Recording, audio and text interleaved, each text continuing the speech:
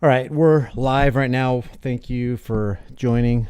This is the Here's the Deal channel. I wanted to talk about something real quick because I watch videos all day, and I don't watch just leftist videos or rightist videos or mainstream videos or whatever. I watch a combination of a whole bunch of things, and I try to formulate opinions that are based on just the basic truths. I'm a basic kind of guy. It's almost like, hey, what's the best way to build muscle? Hey, just get back to the basics. Deadlift, bench press, squats, eat plenty of protein mixed with, proper carbohydrates. Make sure you're getting plenty of rest so that you can recover from your workouts. Drink plenty of water, whatever. But getting back to the basics is a really good idea. And then you have to question yourself, are these basics right? And then you got to readjust and you got to figure out, hey, what's going on in this world? Am I thinking right? Just like people should work out and strengthen their bodies, they should also be working to strengthen their minds. So the question that I have today on this live stream is, are you in a cult? Well, first of all, what is a cult? And we can get some definitions. I'm not one of those guys who takes the definition, oh, this is it. This is the end all and be all of this word. But this kind of gives you a framework of what a cult actually is. And the reason I'm talking about that on this channel right here is because I think we all agree that it's somewhat, well, no, it's not somewhat. It is cultic behavior to just be an order follower, to turn your mind off and to shelf your critical thinking, to put your morality on the back burner and just follow orders. One of the things that I've been thinking about recently is this Uvalde thing. If it went down the way they say it went down, with all the lies involved from the Uvalde Police Department and the police chief, and the thing that they said, oh, we tried for 17 minutes to get into the door, and we find out later that, oh, the door was open the entire time. People just didn't bother to check it. But one of the things that I think of when you think of a conformist, this is an extreme example, is the cop who got a text from his wife who said that she had been shot and is possibly dying, continuing to stand in. He's one of the 19 guys who was standing in the hallway, reportedly, and he stood down because his commanding officer said, basically, we're not going to go in. We're waiting for SWAT. We're waiting for the key from the janitor. We're waiting for, protective shields and all that kind of stuff. I don't care what you say. I don't care who you think you are. If my loved one, if Trish was in that room and she was dying and she was bleeding and she texted me and, or if I just knew that she was in there, she didn't have to be shot or anything, or one of your kids or something. Nothing's going to keep you from getting into that room except somebody blowing your head off. But he complied. That's an order follower. That's a person who did what he was told regardless of the obvious right thing to do in that situation. And that's kind of the framework of the cult that I'm talking about, is somebody who embroils themselves and cements themselves in cognitive dissonance, who puts their morality on the shelf and just does what they're told regardless of what is right, instead of doing what is right regardless of what they're told, based on objective facts, truth. What's the evidence presented before me? So a couple of definitions of a cult. A system of religious veneration and devotion directed toward a particular figure or object. Second definition, a relatively small group of people having religious beliefs or practices regarded by others, doesn't say how many others, as strange or sinister. What if it's a relatively large group? What if you, one time as a cult, were a relatively small group and now you're a relatively large group, but people still don't perceive you as being in a cult? That doesn't make you any less of being in a cult. Trish and I were just having a conversation about how perception paints your reality. Here's the unfortunate thing about life, and this is the reason I'm constantly striving on my platforms to set brush fires of freedom in the minds of men, is because the bottom line is, at the end of the day, you and I are only as free as the people in your community, the people in your country are in their minds. If they're calling for off with your head, guess what? You're probably going to lose your head. If there's 10,000 people to one person in your community and you're the odd man out, you're probably going to lose 10,000 to 1. So this is why it's very important to understand what we're talking about. This is very important to make sure that when people are believing something, it's actually based on some kind of objective evidence. And then if it is objective evidence, there's no belief required. Who was it that, I can't remember who said it, but belief is the enemy of knowledge. Knowledge is the enemy of belief. If you're a believer and then you acquire the knowledge of the thing that you once believed in, now you're not a believer anymore. You're a knower. That's where the transfer happens. So I'm not the end all and be all of truth, but I do know one thing, and that's why I was talking about getting back to basics. One thing I know for sure is I don't want somebody to harm me if I don't want to be harmed. You know, there's those sadomasochists out there who want to be cut and they want to be harmed and they want somebody to whip them. I ain't that guy.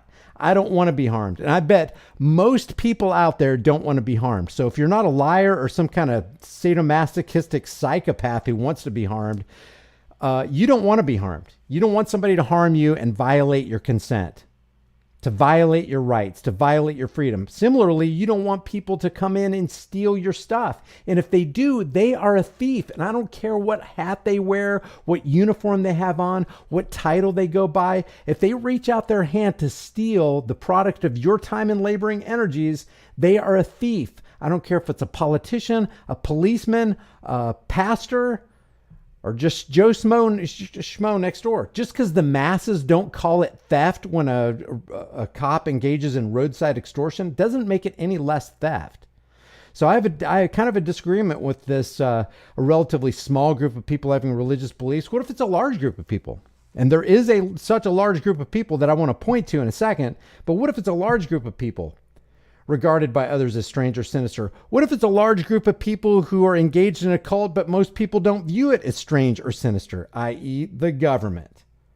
Anytime somebody talks to me about government, I don't care if you're talking about local government, state government, or the federal government. And of course, we're talking about here in the confines of the United States of America, but you're talking about tyranny. Anytime I hear the word government, I just see the word tyranny. Or I see the word slavery, or I see the word tyrant, or evil, or theft, or violence, or extortion, because that is what government is. That is how government lives itself out. It's the right to rule. That's what government is. So if you believe that people have the right to rule, let me just ask you the question. Do you believe that there are special people on this planet who have a right that you don't have? Do you believe that there are certain special people on this planet who have the right to take 10% or 20% or 35% of your stuff and aren't viewed as criminals? They've done a good thing. They're taking money from you for your benefit, of course. This is for the good of the whole. Pay your fair share. Do you believe that anybody has the right to rule you, to take your stuff? Do you think they have a higher claim over your life and property than you? Do you think that they have the moral right to initiate unjust force and violence on a peaceful person who hasn't bothered anybody, hasn't harmed anybody, just wants to be left alone? Because that's what government is. It's special people that think that they have the moral right to rule you, and that you, the person being ruled, the person being controlled by government, has the moral obligation. This is a morality thing with these state functionaries. You have the moral obligation to obey their rulership, or in their minds be rightly punished. Oh, you disobeyed my command? I told you not to transport that alcohol. That's a fine and jail time. We're going to throw you into a rape cage because you transported alcohol, which was okay yesterday, but now because prohibition is in effect, now you're all of a sudden a criminal. Do you really believe that? Because it will take a construct of belief for somebody to actually think that is legitimate.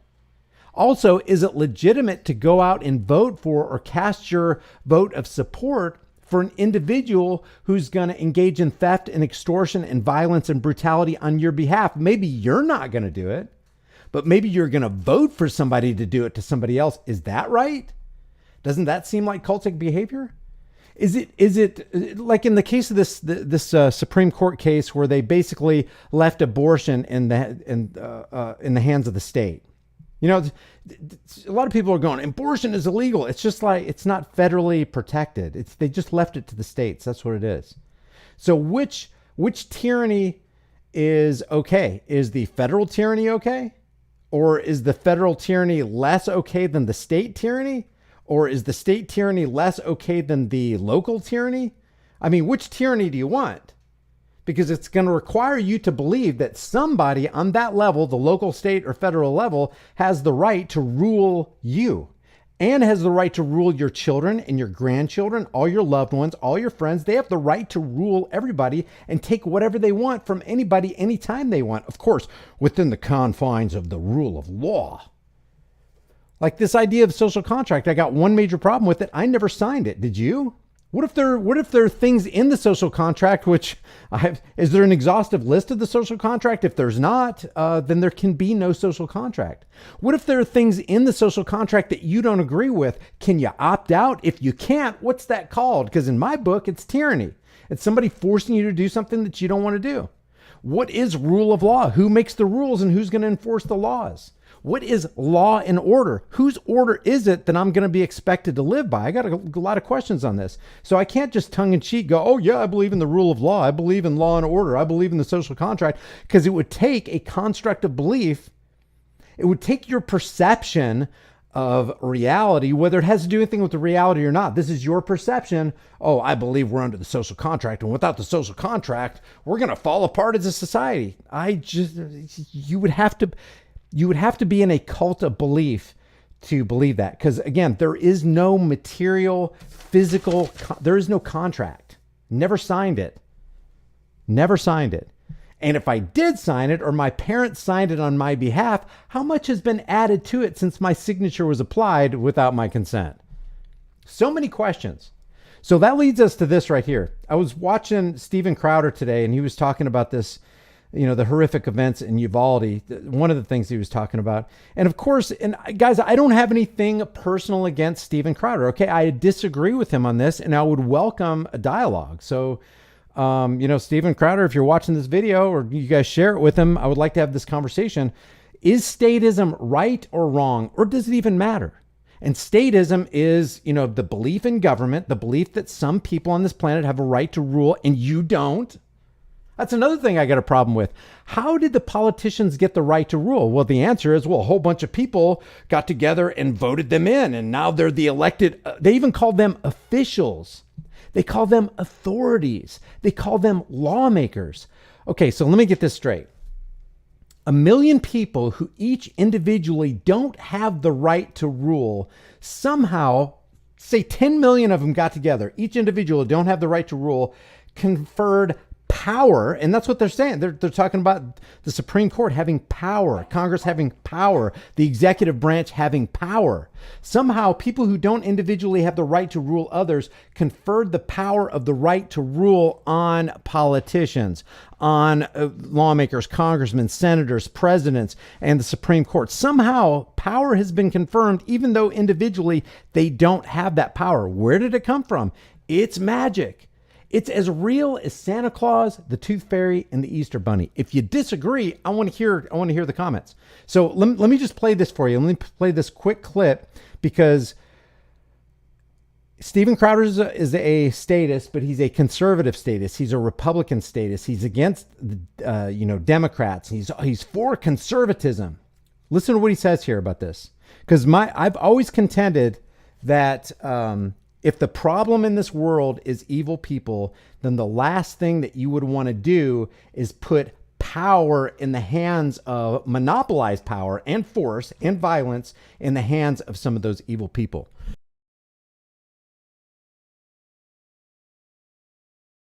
I got somebody that just came over, and I want to spend some time with him. My son just came over, and I don't get a chance to see him very often. So I want to play this real quick, and let's listen to this. I've always said this.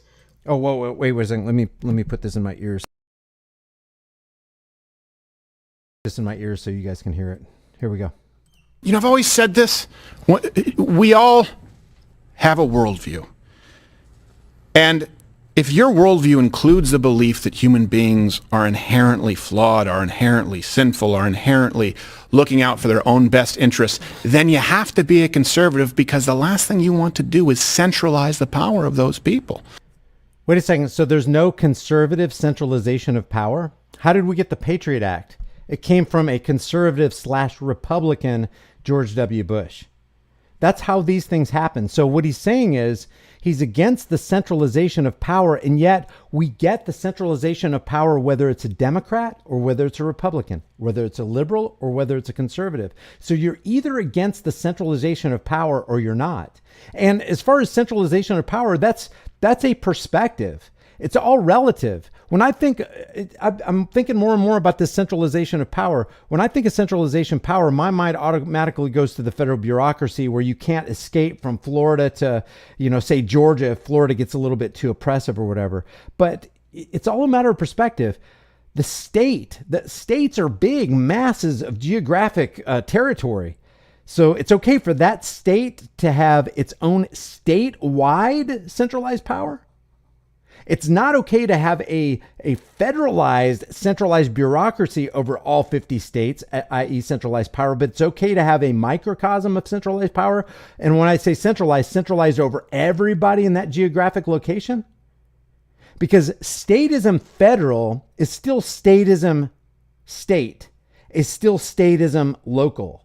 It's still, so what conservatives are always saying is we want limited government. Well, that in my mind is limited tyranny. We want limited slavery. We want limited extortion. Is that how we operate in our regular daily lives? You just want limited evil? How about you want no evil to befall you? How about because you're a moral person, you don't vote for evil and you don't want evil in existence? They talk about, well, you got to choose the lesser of two evils. I mean, what's the alternative? The alternative is opting out of choosing evil.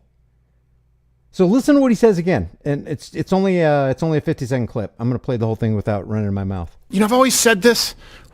We all have a worldview.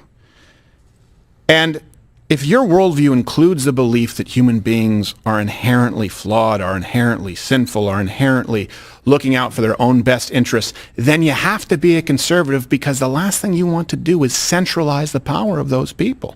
At least with a free enterprise system, it's mitigated. If someone's corrupt over here, well, guess what? You don't have to buy their product or service.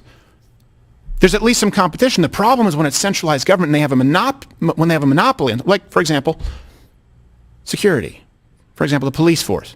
I'm not saying that we go out and make it a private police force and have mercenaries. That's not what I'm saying. But what I am saying is, hey, we see when there's corruption, when there's weakness, and it's centralized.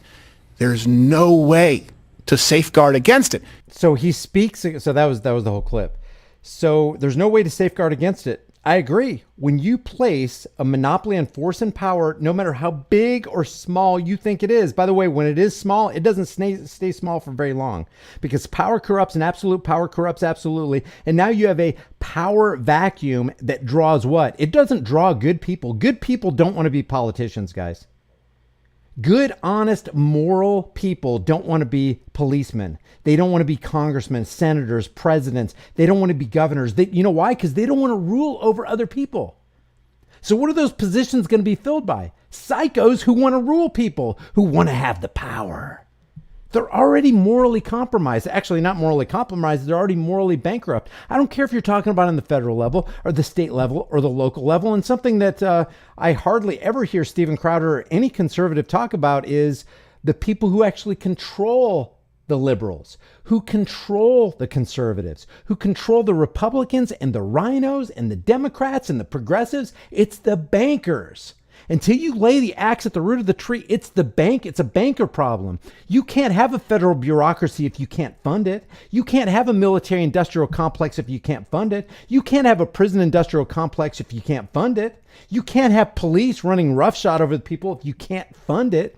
On one level, BLM and Antifa are right. Defund the police. Am I for BLM or Antifa? No. BLM is clearly a Marxist organization. Patrice Cullors says we're trained Marxists. Antifa is clearly a fascist. They're anti-fascist. They're a fascist organization. They're evil, out to lunch. Doesn't mean a broken clock can't be right twice a day. There's something to defunding the federal bureaucracy and the state bureaucracy and the local bureaucracy. So I thought it was interesting that Steven Crowder says this. What he's basically saying is, I'm okay with conservative tyranny. I'm okay with, he wants to decentralize, but then leave the power in the hands of the state. That is a centralized authority over a geographic location called Tennessee or a geographic location called New Mexico. That is a centralized power. The state has centralized power over all of New Mexico, or over all of Maine, or New Hampshire, or Delaware, or South Dakota. Those are the centralized power. So I agree with, he always says this. So I agree with him. If the problem with the world is evil people, then the last thing you want to do is centralize power for psychopaths who will fill the power vacuum and start abusing people and stealing from people and kidnapping and caging people. So my question to you is, are you in a cult? Do you actually believe that people have the right to rule you? Because that's what government is. When you boil what government is down to its basic essentials, it is a man or a group of men who believe wholeheartedly they have the moral right to rule you and to tell you what to do and to issue decrees and punishments and throw you into a cage if you disobey their opinions, which they call laws. That's why we say every law is the threat of a politician, or the opinions of politicians backed by the threat of force. That's all it is. That's all it will ever be, because practically speaking, that's how it lives itself out. Government is slavery. So do you want decentralized slavery, Steven Crowder? Not for me. Not for me. Because you got to take the high road. And the only people are like, okay, what's the answer, Brian? What's the answer? You've pointed out the problem. Okay, what's the answer? The answer is setting brush fires of freedom in the minds of men, changing the perspective of the people in your community so that you won't be as likely to be able to be enslaved if everybody's on the same page as you and going, authority, officials, government, that's utterly preposterous and illegitimate. We can do everything that we need to do under voluntary means. And people are like, no, you can't. No, you can't. Guys, the government's already doing it. The government, which is a concept, agents of government have co-opted a voluntary system. There's nothing wrong with organizing people for education or national defense. There's nothing wrong with forcing organization. That's what we got a problem with. Do you think people are not going to see the value in self-defense and state defense and national defense and education for their children? Do you think they honestly are like little kids that need to be told what to do and have their money extracted from them, or this is never going to get done? Without governments, how will we build the roads, schools, bridges, clean running water? How could we ever have, secure borders? Well, what's a secure border? How is it enforced? What are you saying? Oh, you can't go from that Mexican tree to the American tree. If you do, we're going to count you as illegal and we're going to deport you or throw you into jail. Does somebody have the right to say that to another person? If you want to solve the border crisis, stop dangling carrots in front of their faces and going, hey, come on over here. We're going to give you free health care. We're going to give you a stipend. We're going to give you benefits. We're going to give you jobs and squeeze Americans out of jail. You think people would be, oh, and by the way, every American over here is armed. So if you don't watch your step, you'll probably not live to see next week. That's there's your border control. Besides that, how expensive is border control and how effective is it? I mean, did they let CIA drugs run across that border? I don't know. That's a story for another day. Anyway, that's my spiel. Set brush fires of freedom in the minds of men. Remember, the price of freedom will always be eternal vigilance. There's always somebody out there plotting, scheming. How do I get rid of Brian's? How do I strip him of more of his liberties and extract more wealth from him as a tax cattle